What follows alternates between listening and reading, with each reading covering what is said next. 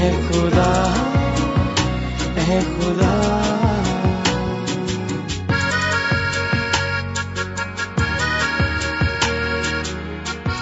خدا کی تلاش. آج ہمیں اپنے ارد گرد کوئی نہ کوئی ایسا شخص ضرور ملے گا جو خدا کے وجود سے انکاری ہے، یعنی ملحد ہے.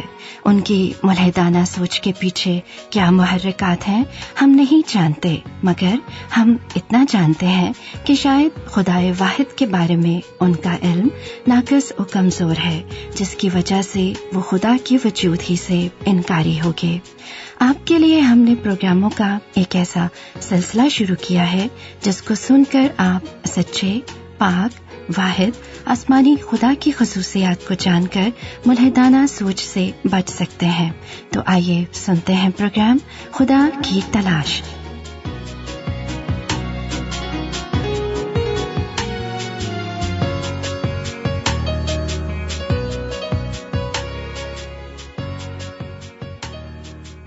کبھی آپ نے اندھیرے کمرے میں کچھ ڈھونڈنے کی کوشش کی ہے؟ یقیناً آپ کو گرنے اور چوٹ لگنے کا بھی خطرہ ہوتا ہے، اور جو چیز آپ تلاش کر رہے ہیں اس کا ملنا بھی مشکل ہوتا ہے، اور آپ دعا کرتے ہیں کہ کاش روشنی ہوتی تو اتنی تکلیف نہ اٹھانا پڑتی. اور جو ہی لائٹ آتی ہے تو سارا کمرہ جگمگ کر اٹھتا ہے اور ہر چیز آپ کے سامنے روشن ہو جاتی ہے. آپ نے دیکھا کہ روشنی کی ہماری زندگی میں کتنی اہمیت ہے. بے شک روشنی کی ضرورت وہاں محسوس ہوتی ہے جہاں تاریکی ہو، اور یہی وہ پہلا کام تھا جو خدا نے دنیا کی تخلیق کے وقت کیا، یعنی روشنی کو تاریکی سے جدا کیا.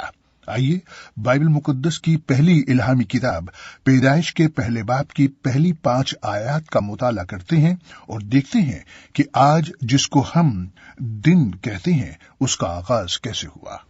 خدا نے ابتدا میں زمین و آسمان کو پیدا کیا، اور زمین ویران اور سنسان تھی، اور گہراؤ کے اوپر اندھیرا تھا، اور خدا کی روح پانی کی سطح پر جنبش کرتی تھی.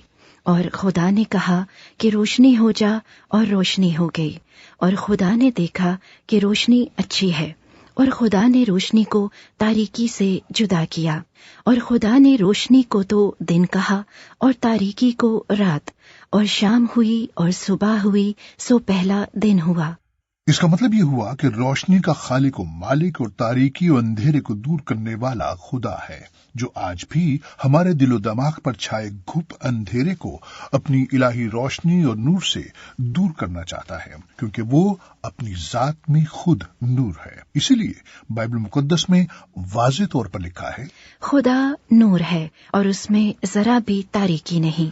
حزقیل نبی خدا کے جلال کا یوں منظر پیش کرتا ہے، اور کیا دیکھتا ہوں کہ اسرائیل کے خدا کا جلال مشرق کی طرف سے آیا، اور اس کی آواز سیلاب کی شور کی سی تھی، اور زمین اس کے جلال سے منور ہو گئی.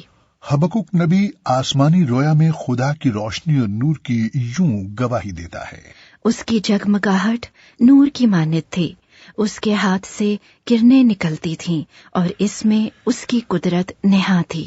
یہ ہے زندہ آسمانی خدا کی تجلی اور جلال اور نور اور روشنی.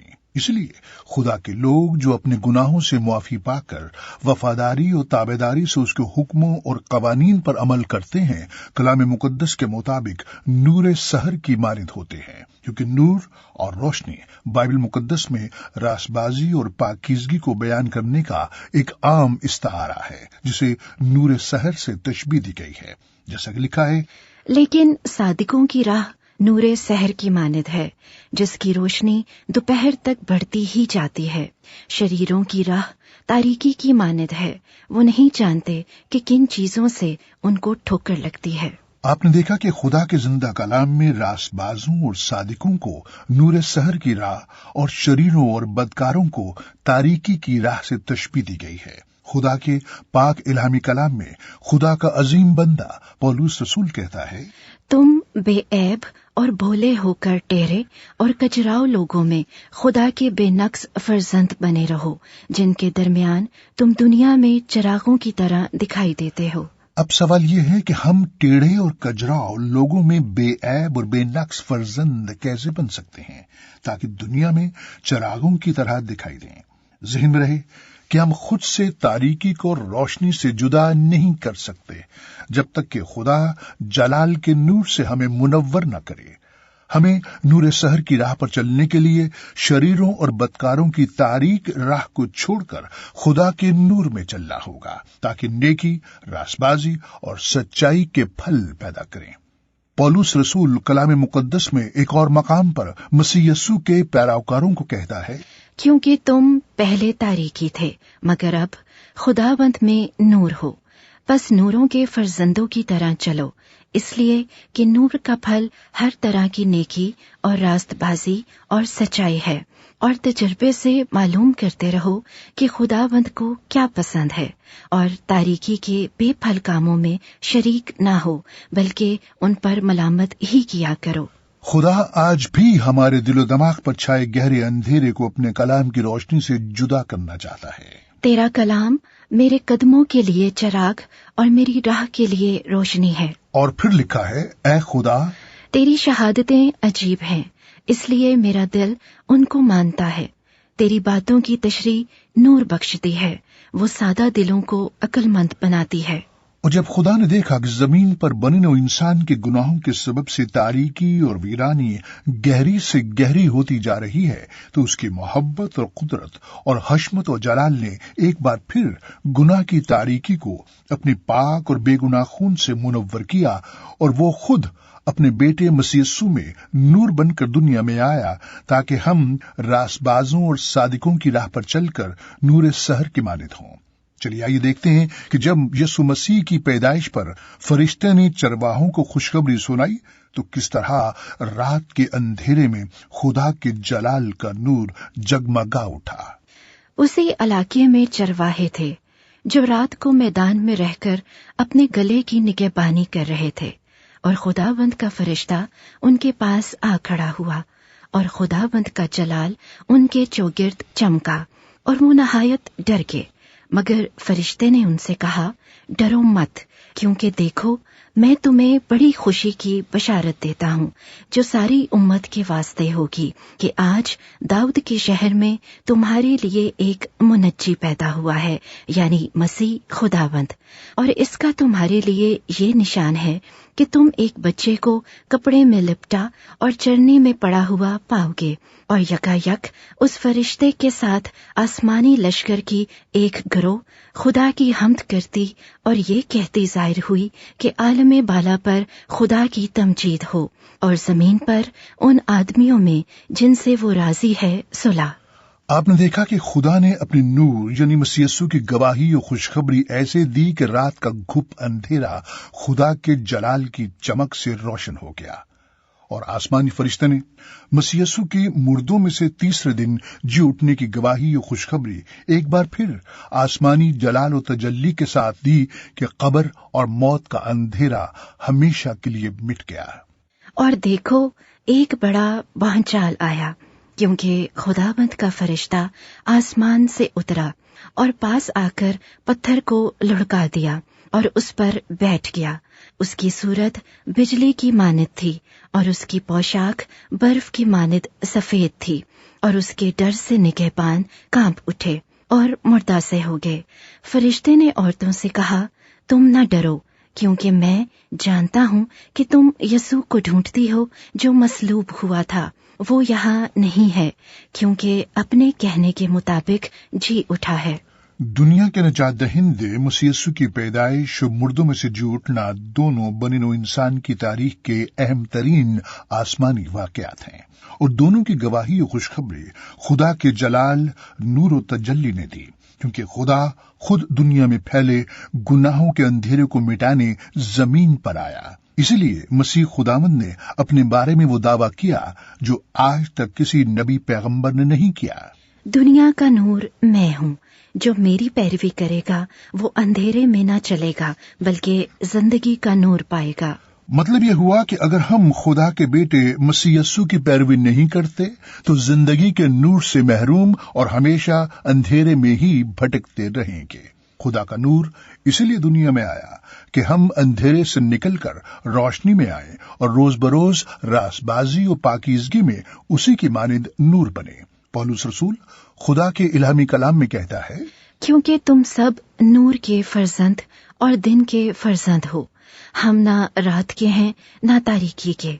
बस औरों की तरह सो न रहें, बल्कि जागते और होशियार रहें, क्योंकि जो सोते हैं रात ही को सोते हैं, और जो मतवाले होते हैं रात ही को मतवाले होते हैं। मगर हम जो दिन के हैं ईमान और मोहब्बत का बख्तर लगाकर और नजात की उम्मीद का खूद पहन कर होशियार रहें, क्योंकि खुदा ने हमें गज़ब के लिए नहीं बल्कि इसलिए मुकर्रर किया कि हम अपने खुदाबंद यसू मसीह के वसीले से नजात हासिल करें।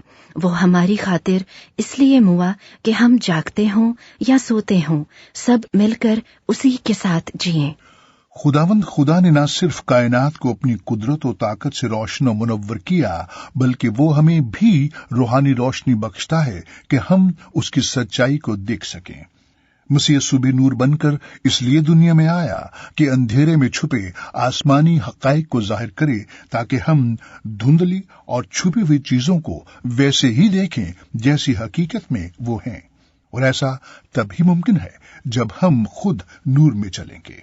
नूर में चलने का मतलब है खुदा को जानना, सच्चाई को समझना और रासपास और पाकीज़ा जिंदगी गुजारना। इसलिए मसीह यीशु के पैरोकारों के लिए लाजिम है कि वो अपने अंदर छुपे किसी भी तरह के अंधेरे का इकरार करें, यानी अपने गुनाहों और कसूरों का एतराफ करें, ताकि खुदा अपनी रोशनी, अपना नूर चमकाए।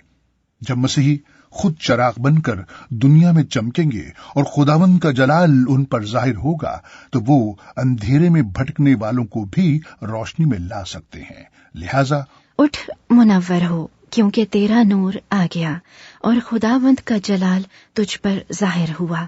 क्योंकि देख, तारीकी जमीन पर छा जाएगी और तीरगी उम्मतों पर, लेकिन खुदावंद तुझ पर ताले होगा और उसका जलाल तुझ पर नुमाया होगा और कौमें तेरी रोशनी की तरफ आएंगी। खुदा के जलाल और नूर से मामूर हर मसीही का फर्ज है कि अगर वो किसी को तारीकी में देखता है तो पूरी कोशिश करे कि खुदावंद यीशु मसीह की रोशनी उसे अंधेरे से निकाले, ताकि वो भी तारीकी यानी मौत से निकलकर नूर यानी जिंदगी में आए और खुदा के साथ साथ चले, क्योंकि खुदा अपने कलाम और वादे के मुताबिक हमेशा हमारे साथ है।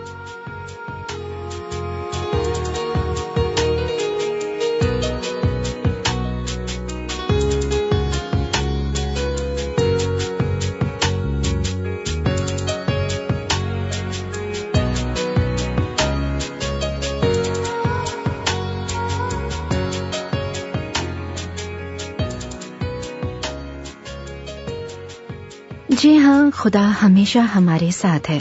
खुदा की यही वो खसूसियत है जिसका हम अपने अगले प्रोग्राम में जिक्र करेंगे। जरूर सुनिएगा।